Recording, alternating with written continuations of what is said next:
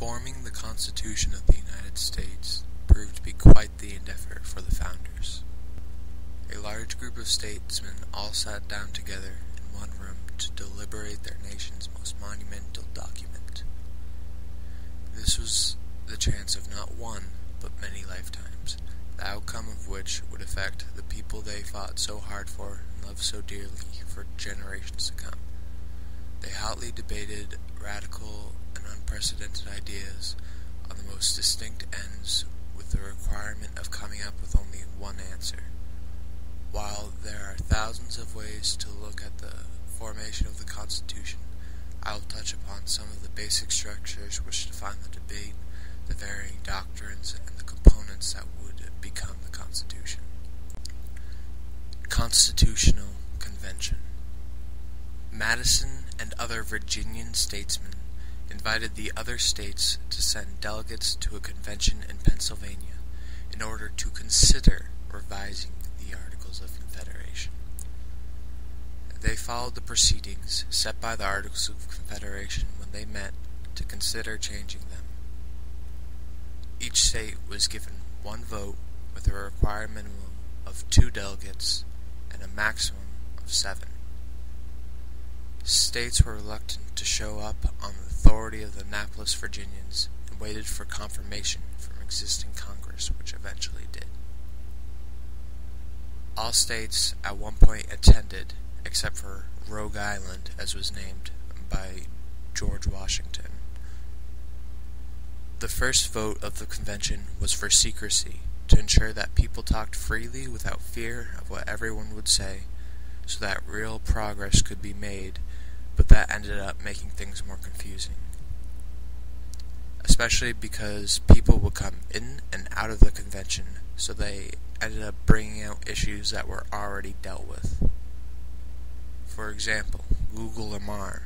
He spoke the most in the convention, but in the beginning was silent because he had to take care of his mother's funeral. No more than 11 states were represented at any time. Federalism. The Articles of Confederation, con meant nothing. Federalism. Ism is a doctrine, federa is trust. Federation is when you have a need for a mutual alliance without giving up any of your internal sovereignty. For example, NATO and the League of Nations were federations. They are not governments. Federal persons in the 1770s and 80s wanted to strengthen the continental approach and create a nationalistic government that tied states together through its own authority. Anti-federal persons wanted a federal alliance of states so that each state could rule itself. Federal principles were the principles of anti-federal men. National principles were the principles of federalistic men. Confusion benefited the federalistic men. The Federalists versus Anti-Federalists is not just a battle of small versus large states, because there are anti-federalistic people in large states, as well as federalistic people in small states. The crisis proposed by the Federalists was the long term. The Union was not suffering a big crisis then and there, but there was a potential crisis of the mortality of the system. The Constitution was made to be restrictive and preventative, so that small problems don't get too big. Declaration of Independence. The Declaration of Independence constitutes the principles for the form of government. It is also a declaration of natural law, not regular law. It is a justification to break the law. That is only justifiable when current government is beyond saving, in other words, only used in emergencies. Sherman, an anti-federalist, claims that the convention has exceeded its authority because it's supposed to just amend the articles, not reconstruct them. Randolph, a Federalist, says in response, "Why should I scruple with the rule of law when the Republic is in crisis, even though they have not even formed the Republic yet?" Small states want proof that state rights won't be lost with proportional representation. Wilson, a Federalist, claims that the Articles of Confederation have no status. They were just a wartime agreement. However, the status of the Articles depends on whether the Declaration of Independence suggests that the Revolution was to create a state government or a national government.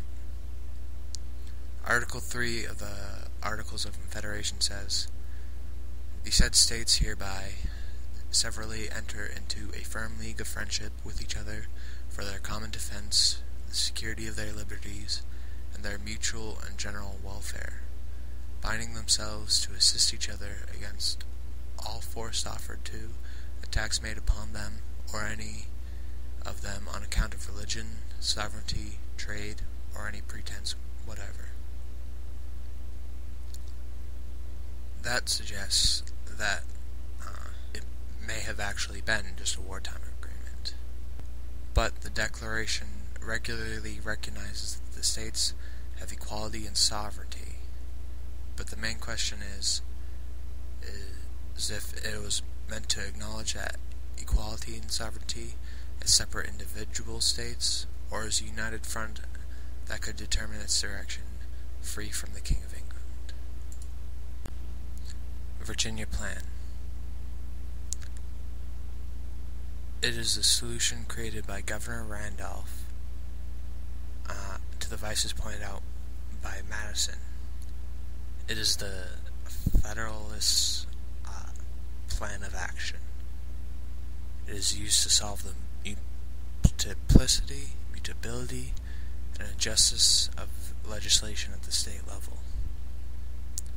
It is a solution to majority faction by taking the power out of the state government and check Congress with executive and judiciary powers.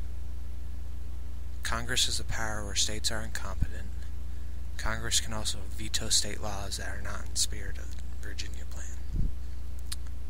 It is defeated 7-3. Madison blames racism and slavery as an injustice penetrated at the state level. Congress has power where states are incompetent. Congress can also veto state laws that are not in the spirit of Virginia Plan. The New Jersey Plan.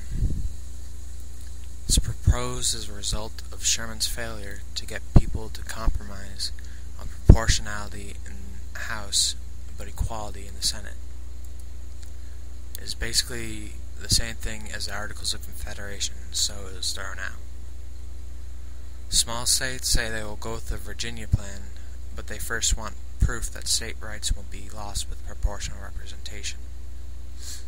Madison, a strong Federalist, replies, "The federal government cannot enter into every nook and cranny of the states, and even if it could, the people would not be less free because they were represented by one large republic as opposed to 50 small ones." The New Jersey Plan eventually led to the Connecticut Compromise. The Connecticut Compromise. According to teachingamericahistory.org, the key to the compromise was winning over such former wholly national supporters like Gerry and Mason. An often overlooked component of the compromise was agreement that money bills would originate in the House and could not be amended in the Senate. This feature was vital in winning over Mason and Gerry, as well as Randolph, who introduced the wholly national Virginia Plan. These three delegates were willing to buy into the partly national, popular representation in the House, partly federal, equal representation for the states in the Senate, arrangement if the principle of no taxation without popular representation was adhered to. The taxation agreement was later withdrawn. This, among other things, caused a few delegates who had asked for the provision not to sign the Constitution. A famous quote by Dickinson, a Federalist: "Let experience be our guide, for reason may mislead us." It is said to show the simple nature of the founders, because they were not philosophers. They were merely men that had to go based on what they knew, where they came from. Three-Fifths Compromise. Madison supports the Three-Fifths Compromise because he thinks they are on the road to no slavery, and then there will be proportional representation as he wanted. Three-Fifths Clause is to get southern states to think larger. The Three-Fifths Clause is the proportion in both houses of Congress plus 3/5 of slaves. Proportional representation and the end of slavery is required for justice, even if it defeats the representation at the Senate. If it is required to secure the larger principle, then you must go for it.